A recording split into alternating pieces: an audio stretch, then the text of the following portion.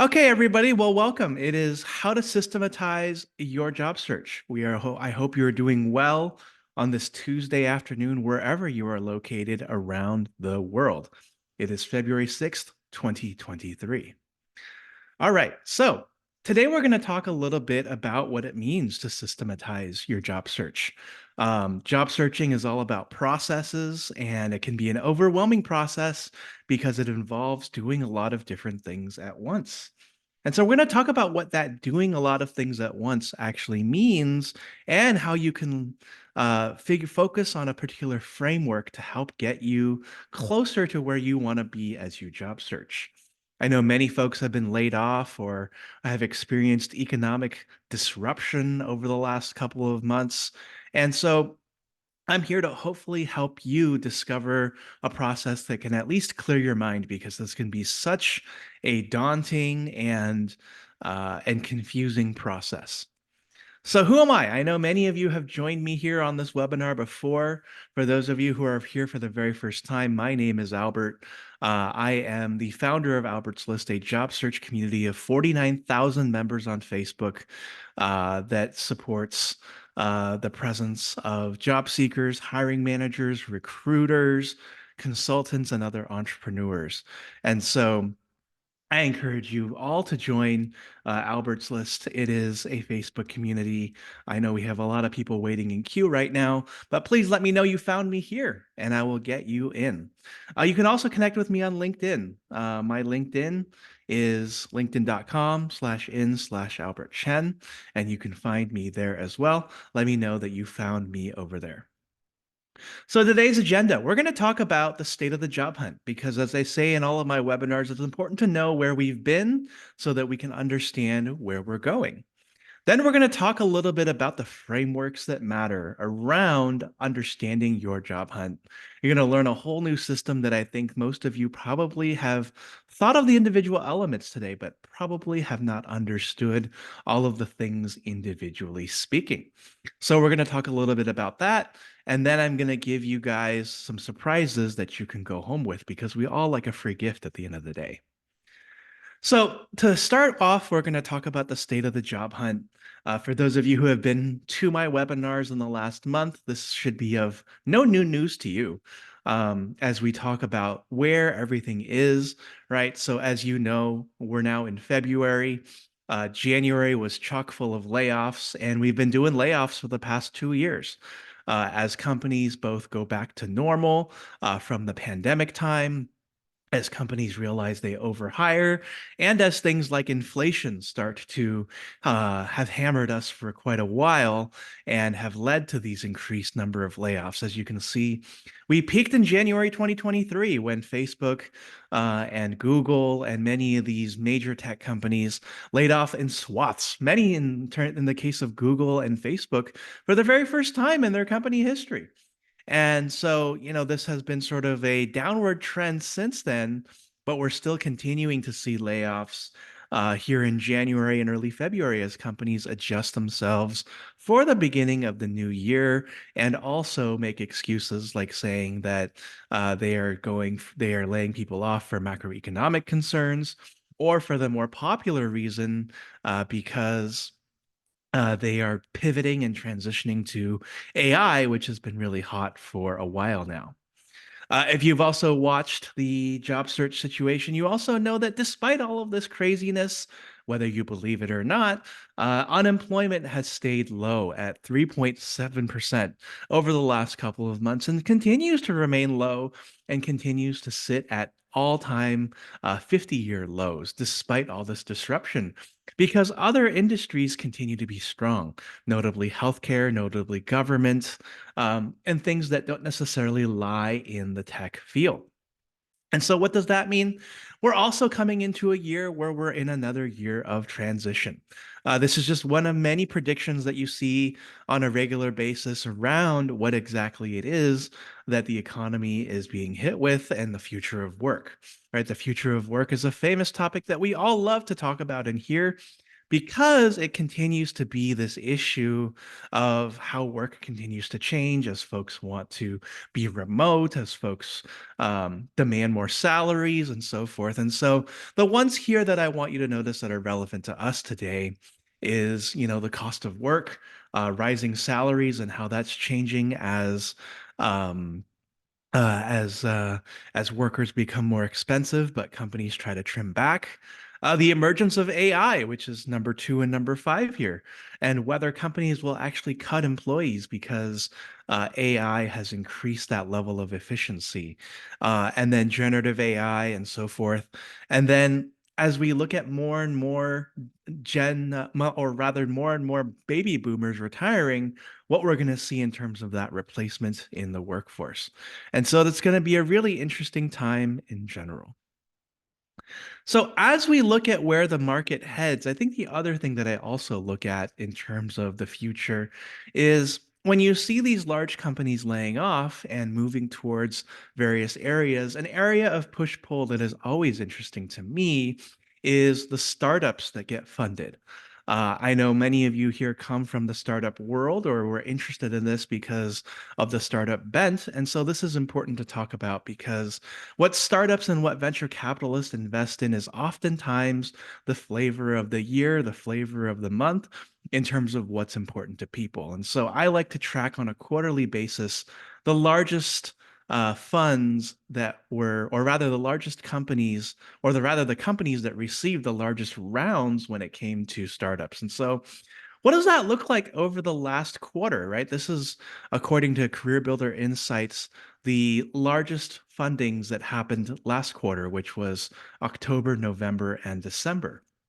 And so if you look at this, you'll notice that out of all of these companies that weren't your mobile, telecom, internet, or consumer products, the largest fundings went to sustainability and generative AI. And so if you're looking for a new job, one of the things to always note is what is it that investors care about? And it's these emerging technologies and these technologies that are pertinent to what's going on out in our world right now. And so if you think about it, given the storms, especially if you're in California these last few days, they've been really big. And so, is it time to think about what our future looks like from that perspective or go all in on AI? Obviously, things like mobile and telecommunications continue to be hot because we try to continue iterating upon these technologies. And I think that those areas will continue to be important because mobile phones and all of these things and the internet have become ubiquitous to our ability to survive and live. And so 2024 as a whole is going to be a very interesting time. As much as I think it's weird that, we're not in a technical recession and our GDP grew 3.3% last quarter, there are a lot of people who've been out of work for a significant amount of time, especially in the tech field. And so while we aren't in a recession, these broad-based layoffs continue to bring about concern. The emergence of AI also requires thoughtful pivoting and resilience. And then you saw, I think, AI continues to be this area of big funding. And we see in the comments there's somebody who's asking, what about biotech? And I think that that's important too.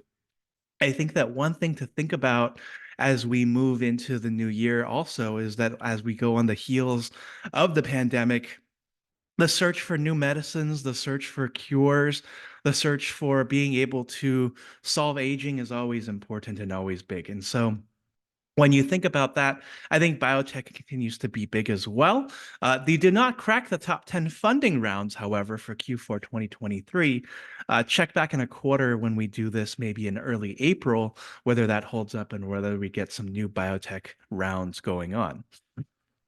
How else will 2024 be interesting?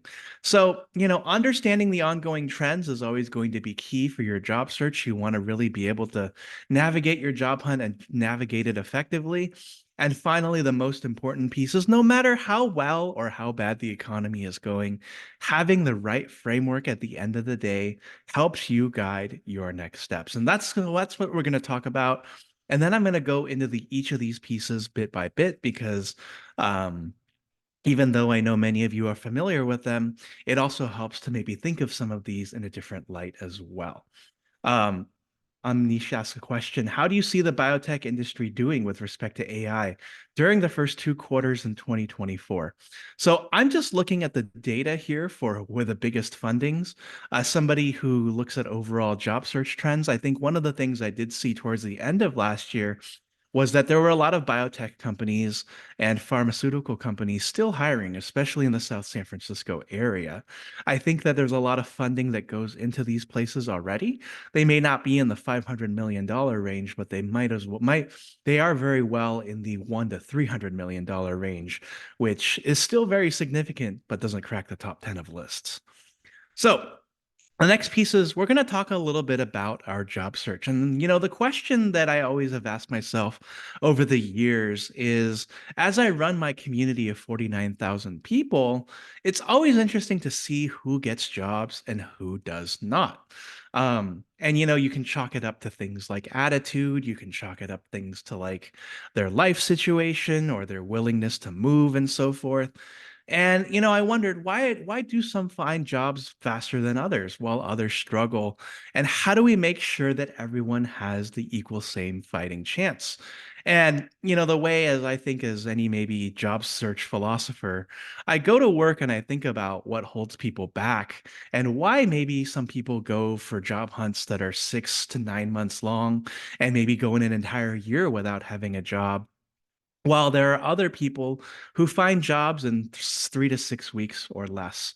And, one of the things that's always interesting to me too is what does it look like to have a job search, even when a time like this, where maybe where demand for one particular position, such as recruiters, is low, but demand for, say, finance and tax managers, as I've seen in my other communities, is really, really high.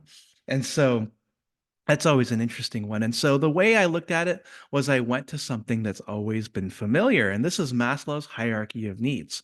For those of you who don't work in marketing or psychology or so forth, the Maslow's hierarchy of needs is a framework that's been used for quite a long time to describe what is necessary for human beings to feel safe in a particular environment where they feel like they can actually just be human, right? So if you look at this, physiological needs must be met first in order for somebody to truly feel alive.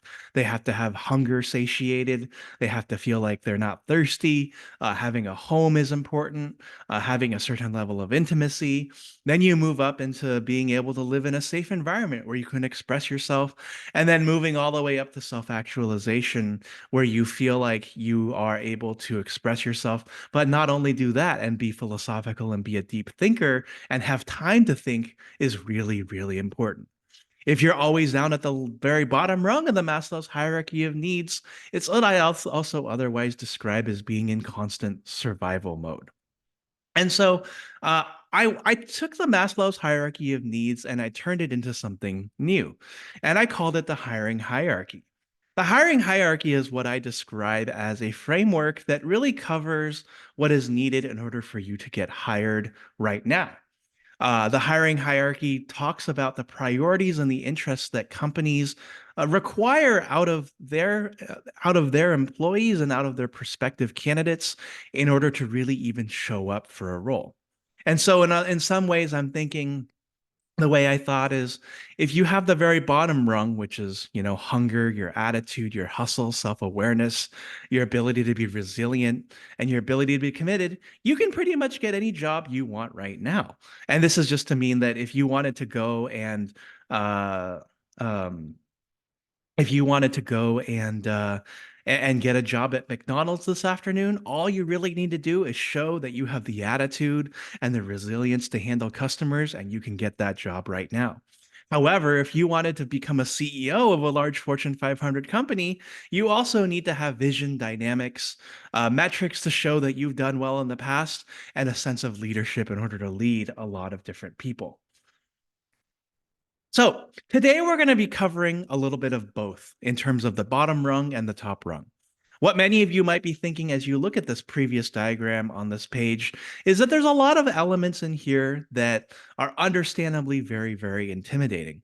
If you think about all of these things in their own separate little bits, it's a little bit easier, but you have to look at it in this framework because, in some sense, it's a sense of prioritization of how you should view your job search. And so most of what happens on the first two rungs, which is your bottom rung and the second to bottom rung, is absolutely essential. You must have a good resume. You must have the attitude. You must have the self-awareness. You must be able to network and interview well in order to get yourself into um, most of the jobs that exist out there. On the other hand, having a sense of vision, having metrics to speak to, having a connection or strategy between the job that you want and the way that you think through things, and having that leadership and credibility is not necessarily always important, but is always helpful, especially if you're going into that senior role.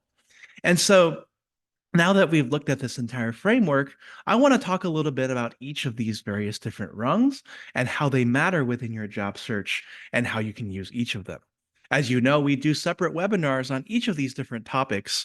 And so we're going to do a very 50,000 foot view, but you're still, I hope, going to walk away with valuable content that helps you tie everything together. So first, we're going to talk about getting on the ground floor, which is the very bottom of this rung. It consists of elements like hunger, attitude, hustle, self awareness, resilience, and commitment. All of these things, which are very important to succeeding in your job search, because you need to be able to wake up in the morning and know that it is actually a job that you want and that you want to be effective in where you are. And so, what does this look like? Right? Some of the things that I want to talk about are located in that very first rung. And I want to talk about resilience, right? Resilience is maybe the most important job search skill and really skill in general that I think any individual should have. Mostly because you're going to hear a lot of no's along the way. You have to be committed to your goal. If you get 1,500 no's and one yes, all you need is that one yes when it comes to getting a job. And you have to make that job hunting bit a habit. You have to learn to knock on doors, make phone calls, send resumes, and know that you're going to get rejected along the way. Nobody goes 1 for 1 or 20 for 20 on job hunts unless they are somebody truly, truly exceptional. And, unfortunately, I'll say they probably wouldn't end up in this webinar. And so resilience being the most important skill is what's going to keep you going from one rejection to another and being successful in that job hunt. It is, in my opinion, more important than being able to know how to code. It is being more important than being able to do financial statements and even being able to communicate, because resilience is something that you live within yourself. Another one is having an attitude and growth mindset. So, you know what? I understand job hunting is something that exists out of most of our comfort zones. It's having that it's having that belief that you are going to go and find what it is that you need as a part of your job search. One thing that I always say during my own job searches is what you're searching for is searching for you as well.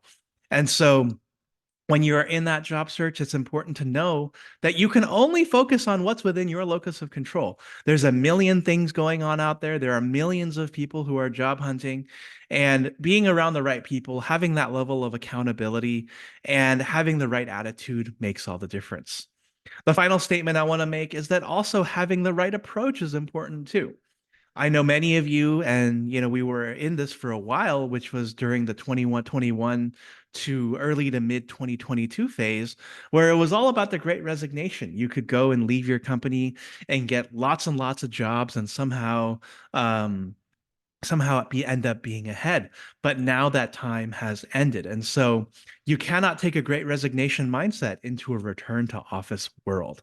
And so you have to be more resilient, as I mentioned. You have to be flexible. You have to understand that what you may want may not all the way be there. But if you're willing to take a little bit of a pay cut, if you're knowing that you can be hybrid in the office, or you know that you can take that contract just to be able to stand out for a little bit longer until the economy gets into a better place, then it can work out for you. And so, what do you need to do to become this committed working professional at the end of the day? Commitment, in my opinion, is table stakes. You have to know that you're going to wake up maybe for the next 3 to 6 months and you're going to be job hunting. You're going to be opening doors. You're going to be doing mock interviews. You're going to be calling up your friend and saying, hey, I'm here to get this job and I want the accountability and the people here to support me. And so you're not going to be waking up and saying, okay, I'll job hunt for 3 hours today. I'll job hunt for another 12 hours tomorrow, and then I'll take the next 3 days off. Momentum requires a lot of action. And that bias towards action, which is a term you'll see in a lot of different job descriptions, it's what's going to help you stand out. And so getting in that combination of knowing how committed you are and putting yourself in that mindset practice where you're getting ready to do that job search and going all in is going to help you stand out when you go into that job market and experience the roller coaster ride that it has become. So that's going to be the first level of what it means to conduct your job search. And so how are you to do how once you do that and once you've committed and once you've put yourself in the mindset, it's important to go to the next part, which is capturing the fundamentals and skills. And so this is a lot of the part that we've come to know as your resume, your personal branding, networking, where you find those jobs that you look for, having the right skills, and then being a really, really good interviewer. And so I'm actually going to talk about a little bit of each of these pieces today because I think it's important to cover all of these one by one as you better understand each of these in their own little mini frameworks. And so, number one, the most important part of creating that job search is to create an inventory of skills, an inventory of your interests, an inventory of your past experience of what it is that you've done in the past so that you can get to the present and the future. And most people are just looking for a job just for the sake of looking for a job because they know that it'll bring them income. But it's a sense of purpose and it's a sense of direction that really helps you focus down and meet the people that you want to meet. And so at the end of the day, I encourage everybody to form that inventory because it creates a sense of clarity. You're not going to be just going for any particular job and, end up. Oh, is my audio cut out? Let me see. I am not on mute. Okay, I'm back. Okay. All right. Thank you. So, okay. Sorry about that. So yeah, basically in creating an inventory is the most important part of your job search because it creates the clarity that you need in order to stand out and show that you are somebody who knows what direction or purpose that you are taking in your life. And this is where the most of the job seekers struggle. So if you're at the very beginning of your job hunt, I encourage you to come up with a list of companies that you want to work for. I encourage you to come up with a list of job titles that also are of interest to you as well. One of the things that I work on is an A through G list of what it is that I want to do for work. Point A would be being a product marketer. B would be a content marketer. C would be to work in social media. D would be to work at HR. E would be to run my own company. And, F would be to maybe to go work in sales and, so forth and so on. And so the more options you have, the more abundance it creates for the job search that you want to have. So, what are the fundamentals of being able to do the job search that you have? Number one, it's a variety of different things. So, I'm not going to actually go through these as an enumerated list, but rather things that are important to what it is that you have in your search. So, your social media presence, got to clean that up. If you're somebody who likes to be political or somebody who likes to say controversial things, it's important to come out with that professional presence for better or for worse. I know we just live in that unfortunate world. And so this is one of those moments where I just say it is what it is. Number two, it's to know your elevator pitch. So, who do you show up as? My name is Albert, and I'm a product marketer that helps you get your message out there so that you can dominate your market. My name is Albert, and I help you simplify your job search so that you can spend more time talking to people and getting the job rather than struggling through your job search and so forth. And so I just kind of made that up as I went along, and it's important that you're able to do that and do that well. Resume and cover letter is a very important piece. And so I have a resume workshop coming up in early March that all of you should attend. That's on our Eventbrite page. A resume and cover letter is incredibly key because it's the marketing document that helps you understand, helps your prospective employer understand what it is that you're all about. And so having a resume that can be seen within 6 seconds and have a clear objective statement is incredibly important because people only spend 6 to 10 seconds on a resume, if that at least, especially in this competitive world.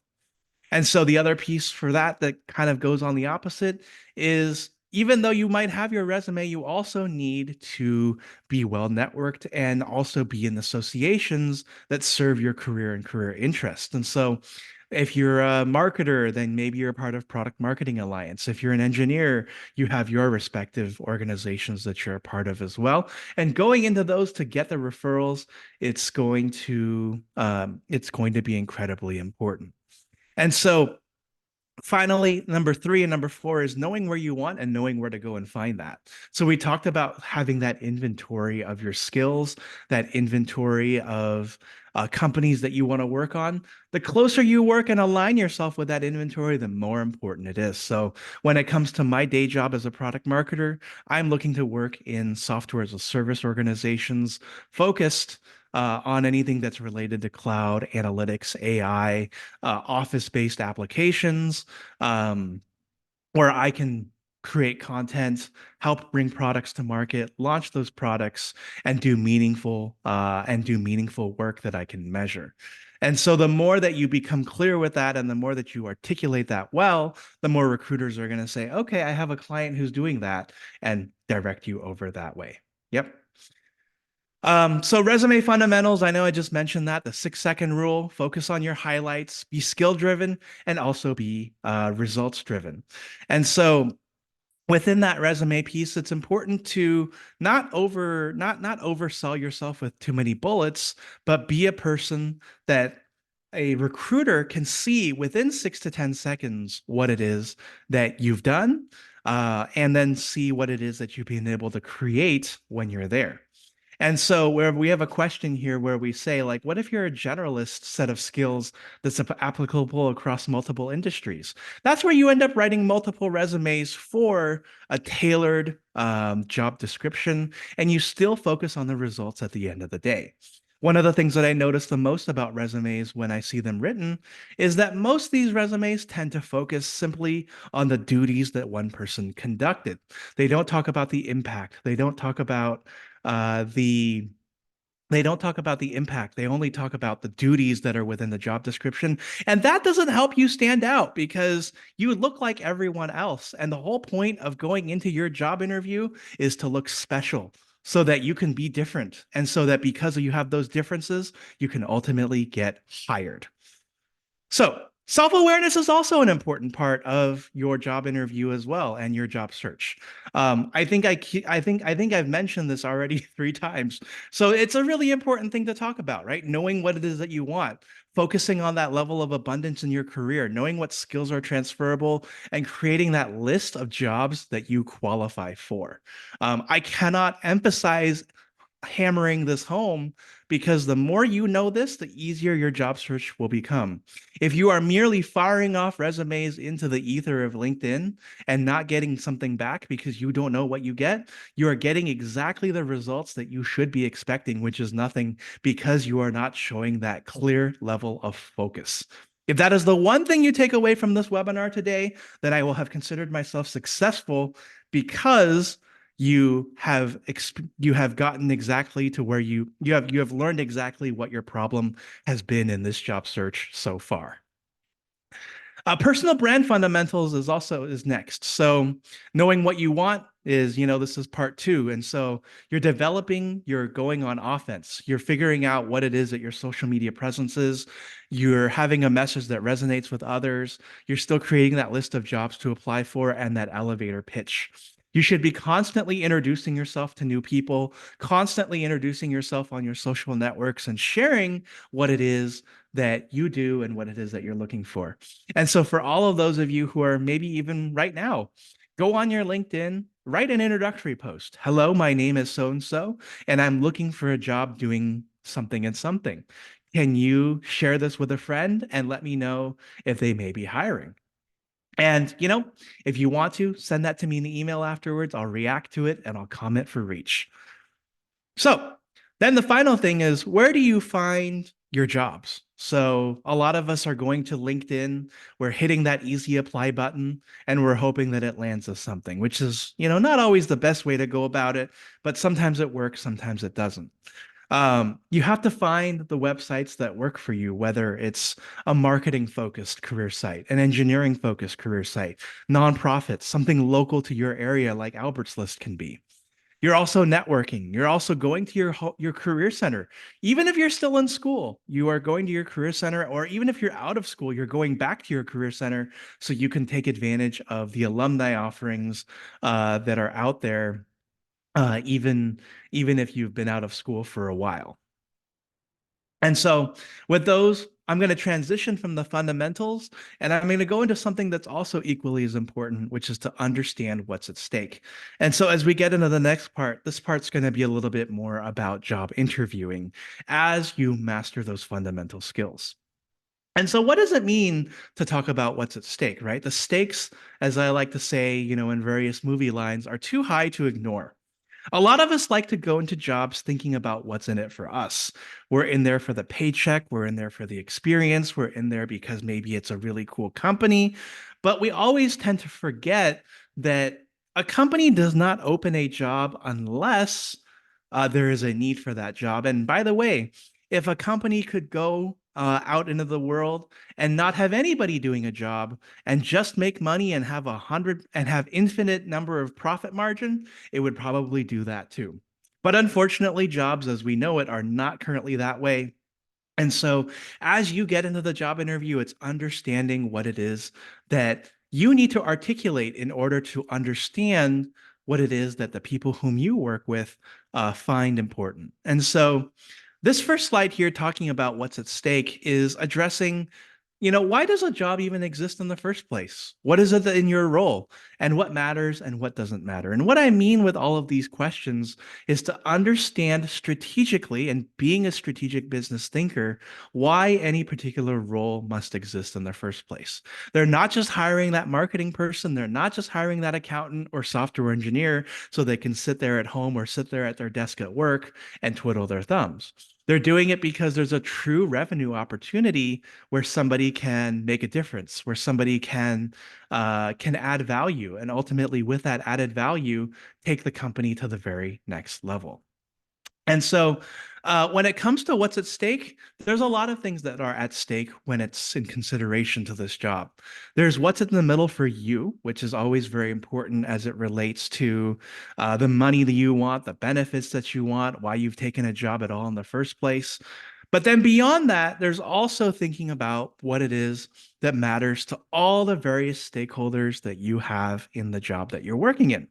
And so, this is actually even beyond that too, as it goes to the company and as it goes to the industry. You might hear when you go to a particular company, we're doing this for the business. We're doing this for our industry. And so, does this serve the business? Does this serve the industry?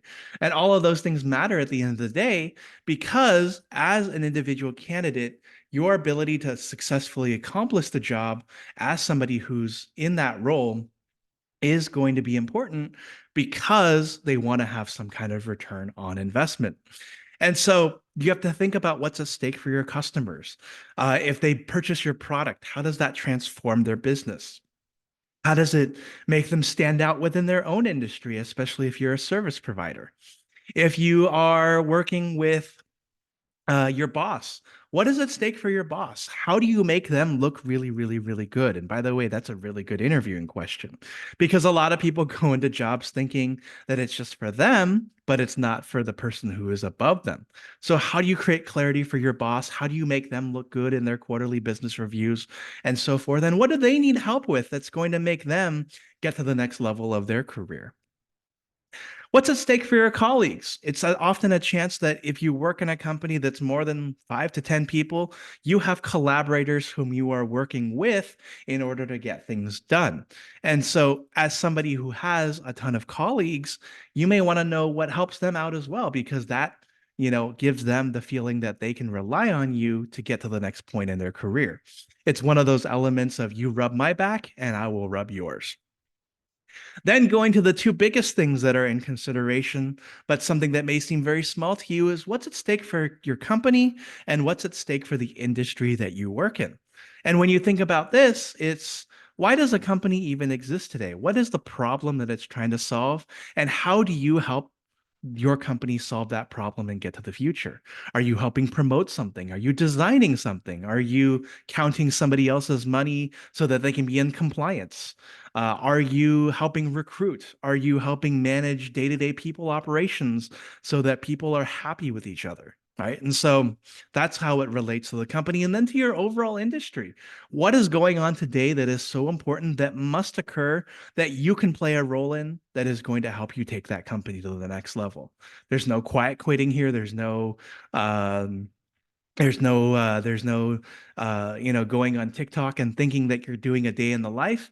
It's actually moving an industry forward, and by extension, almost moving the world forward, so that everybody, including yourself, can enjoy the value that you create to move society forward.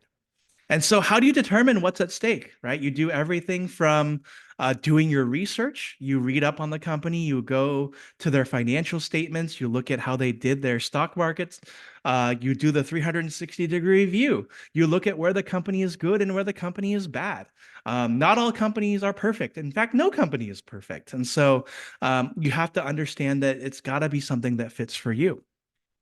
You deep dive into the specifics both in the interview and you ask the tough questions that otherwise may not be asked. You asked what's at stake, specifically for this particular role. Why are you hiring for this role? And what happens if somebody succeeds? What happens next? And then finally, at the very, very end of the day, you connect with what you want and you connect with what you're committed to. You have to be somebody who is, you have to be somebody who's interested in both of these at the end of the day, because if you're not doing a very good job of that, then sometimes the company that you work for may not end up being at the level that you want, and probably is somewhere that you shouldn't go. So, with that said, now that you know what's at stake, we're going to talk a little bit about mastering the job interview, because that too is a really, really important part of this entire process. And I'm going to really, really make the interview process very simple to you, because I know a lot of people go into interviews, they get really nervous, they're not really sure what to think, they don't have their answers memorized, and they think they're almost on trial for something. And truly, an interview is just two things. An interview is, number one, mitigating risk for yourself as a candidate.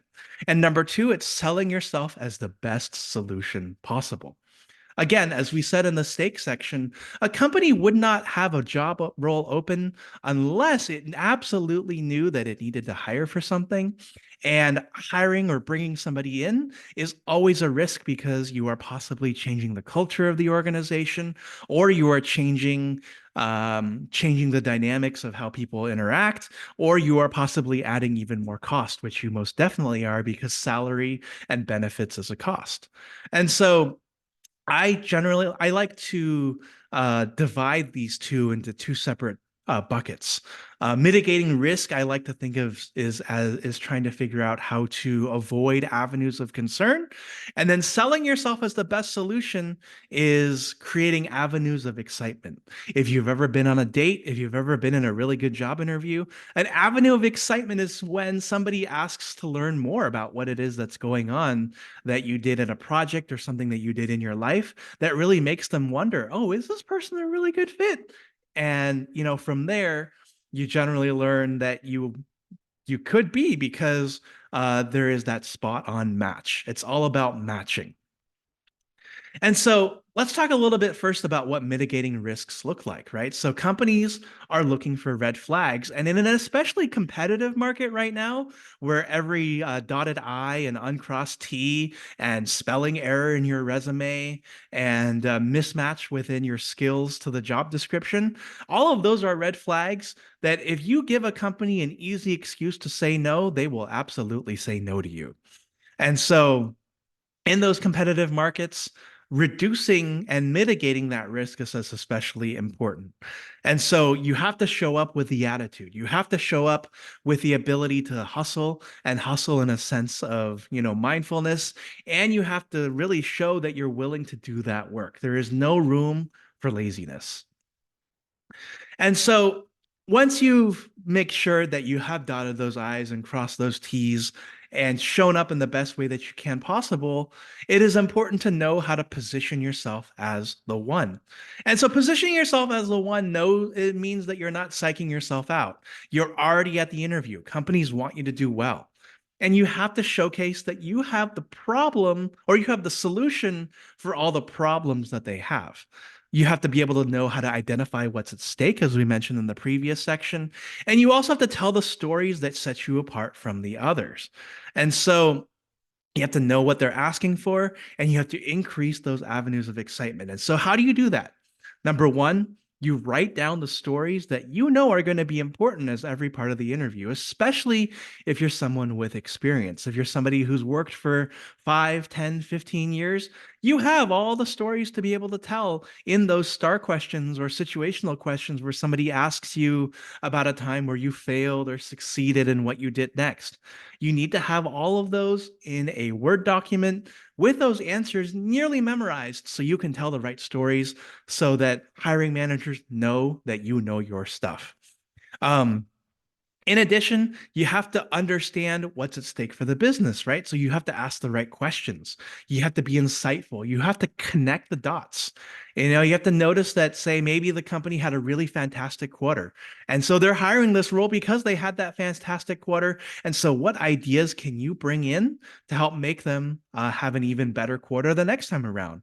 Because you want them to, because their success ultimately ends up being yours. And so you have to get actionable on your interviewing. You have to create and prepare those documents as we just mentioned. You have to brainstorm where you have been and where you're going because your career is a journey.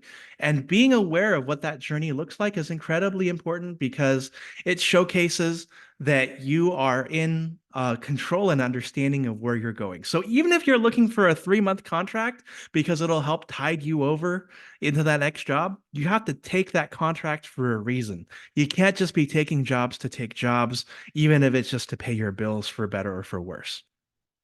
Number three, you have to understand what's at stake. So I've mentioned this 3 times already. Understanding what's at stake is important because the job search is not just about you.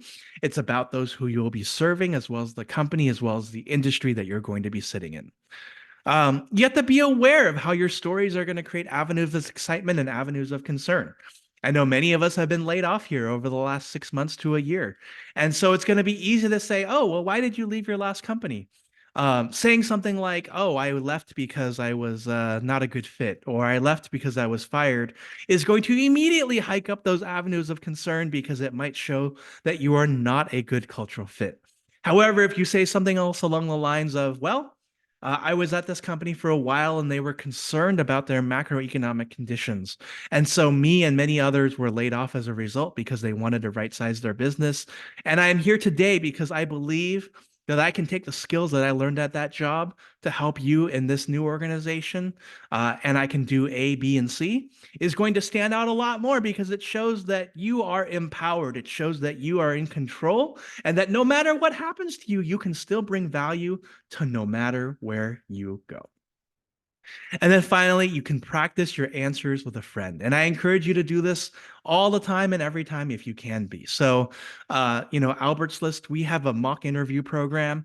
It is free. We do it every single week, and we've done 87 of these since the beginning of the pandemic. And so the role of it is we bring in somebody who is a hiring manager They do a mock interview, they give immediate feedback, and then upon that feedback concluding, they then answer and ask their next question. And as you go through this interview process, it's important that you do those as well because you need that practice. And it's much more important that you make your errors here than you make them out there in the real world. So, with that said, I invite all of you to reach out to me and let's set up mock interviews for the following weeks ahead. Get that practice in, get in the gym, and work on those skills so that you can stand out in your interview processes. The next part that I want to talk about is skills or learning and development. This is also a very important piece. It's very important that, no matter what industry that you're in, that you're always constantly learning and learning new things. Um, whether it's, reading the news and understanding developments, gaining those new skills, applying those knowledge to your interviews and networking regularly with professionals in the industry. And so, how do you do that? When it comes to gaining that knowledge, look for things that can be free for you when it comes to your job search. So, as you know, LinkedIn has LinkedIn Learning. Google's got a lot of free certifications. Udemy's got a lot of free stuff as well. And they can all be free if you just go down to your local library. So, I know LinkedIn Learning is something like $30 a month, but it's $0 a month if you get a library card. And with that library card, you also get access to movies, books, and a bunch of other things. So I encourage you to take a look at those and and really, embrace the fact that learning doesn't have to be pricey. This webinar was free, and this webinar is free and recorded, so you'll all be able to access it later. And so LinkedIn Learning is free through your local library. You can also use YouTube. Albert's List has hours and hours of webinars going back years that you can take a look at as well. And you can apply what you learned to personal projects and take advantage of the sales that you see on Udemy as well. So, Albert's List in some sense is my side project. It's something that's helped me become a better marketer, but it's also something that I also do passionately because I believe that if we all have jobs, the whole world is a much better place because we're spending our money and we're taking care of those who take care of us. So, the best of the rest is really what I want to go into next. I know we're coming up here to the top of the hour. And so, with 12 minutes left, or a little bit more than that, if you let me go a little bit beyond that, I still have 19 slides. And so, we're going to go through the rest of those. And so, the best of the rest is really to just look at the very top of our triangular pyramid in the hiring hierarchy. And so, professional mic. No, that was not free, but it helps me sound better so I can sound clearer and all of you can hear me. And so when you look at the best of the rest, this is all the things that you may or may not need depending on the role that you take in the job that you end up working in. And this involves knowing your vision, being able to work through the dynamics of a very ever-changing industry, understanding the metrics and the results that you've built for the companies that you work for. And then also having the right strategy and building the credibility that makes you the leader so that people can look to you as a center of excellence and a center of thought.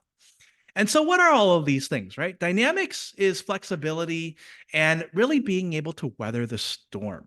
Unfortunately, like many of our parents or grandparents, we're no longer working at our jobs now for the next 30 years, getting that grandfather clock or that golden watch and a pension to go home to and then retire as we take cruises around the world. Unfortunately, we now live in a world where people talk about the gig economy as this hot thing and how we have to be flexible and freelance for ourselves, here in the next 20 years. And so your ability to be dynamic is incredibly important because the ability to adjust to these business changes, capture new skills, and be continuously resilient is incredibly key um, because the world just continues to change and I don't really know how else to say it. And so your ability to communicate how you understand these dynamics as it relates to your job and also how you can communicate it to yourself as it relates to this world is going to be really important as you build up your job skills and become a more attractive and interesting professional. The next piece I want to talk about is your vision, right? So, as you go into a company, you're not just going so that you can collect that paycheck. You're going because you genuinely see an opportunity to change the paradigms that have existed in that company, in that industry, or even for your peers. And so, how do you align with the vision of your own vision to what it is that the company is providing? Can you imagine yourself leading? And what and how are you leading? And even if you're somebody who might just be an administrative assistant today or a regular marketing manager, all of the vision that you can bring to the table can help you set yourself apart, because I assure you that most of the people whom you are interviewing against and competing against in the interviewing aren't thinking about vision like I'm communicating it to you today. So if you're a marketer, put together a marketing plan. If you're an administrative assistant, think about how you can improve efficiency in the office. If you're an accountant, think about how you can increase efficiency through software and communications so that your numbers can be reported on earlier. All of those visions are going to set you apart and get you to the next piece, which is metrics, which is quantifiable business impact, right? We're all going to get hired because we have quantifiable business impact to offer our companies that we want to work for. We're not just going in to get the free water, to get the free lunch. We're getting in there because we're going to help create revenue, which in turn will hopefully come back to us in the form of bonuses, successful project delivery, happy bosses, and happy customers. And so metrics can be anything that you consider to be important for how you succeed at your work. And see, these can also be known as KPIs or OKRs, also known as objectives and key results. And the more you know your metrics and the more you're able to articulate your metrics within a job interview, the higher you will go in your organization, because it goes to say that not only can you show up and complete a project, you can also complete a project with some really, really, really great results. And finally, all of those things will bring you leadership, which is the ability to influence and the ability to have credibility. All 113 of you today who are attendees and all 120 people who were here earlier are leaders already. You don't need to have a fancy title. You don't need to have a fancy title. You don't need to have a lot of money coming in. You don't need to be somebody that has 20 people reporting up to them. All you need is to have the ability to influence, to have insights, to have thoughts, and to know that something that maybe you've done before has worked before and it can work again. And so at the very top, when you're able to articulate and communicate this, then you can go anywhere and lead and be effective at it. And so now that we're getting to the end, I wanted to just put it all together. We've been talking about this hiring hierarchy here for the last 53 minutes, where we talk about the bottom of the bottom of this pyramid, which is the hunger, the hustle, the attitude, the resilience, the commitment that you need to be effective in your job search, understanding the fundamentals of the resume, the cover letter, personal branding, interviewing, networking, skills, and where to acquire those skills, right? So you're going to need a level um, of being resourceful, and then taking your career to the next level with your own personal vision, your metrics, your connection, and the strategy that you have. And then finally, becoming a leader in your own personal right because you know exactly what you're doing and knowing how to help others. And so, in closing, you need this comprehensive job search, uh, and you need this mastery to survive a tough job market. Consistency is crucial. It's essential, if anything, I should say, because if you are not consistent and if you are not somebody who lives the hiring hierarchy back here, you're not going to find the job as quickly as you want it. And I know that's painful for many of you to hear, but it needs to happen so that you can live the life that you want to live, because I believe you should live the life that you get to live. And by bounding yourself to these habits, by bounding yourself to these frameworks, you can help yourself even more because you have the level of discipline that those who you are competing against will not have. And so, like working when you're hired, this must all be a habit. It must be something that you spend a significant amount of time on every single day so that you can get to that job. And it's understandable that you may have fears. You may be jobless for the next 6 months, given the way the economy is going. But you know what? If you show up every day and you put in the effort, you will get to exactly where you need to be. And so, this is the next few slides, which you will get because this is recorded, is what you do in terms of this process. So many of you might have been laid off immediately, and these are first moments that you take from a job loss. You take that deep breath, you take a few days to yourself, you review the severance package, and then you file for unemployment. Then you move into the hiring hierarchy. You build your personal brand. You start building those habits to get you into the zone for your job search. You update your resume, LinkedIn portfolio, and you understand what it is that you want. And you start placing your resume on job search sites. Then you find accountability partners and support systems. Like you go on Albert's list and you try to find the people who can help you in your job search. Then you get on offense. You apply for jobs. You check your morale at the door. You get to your networking events and you get to meeting others.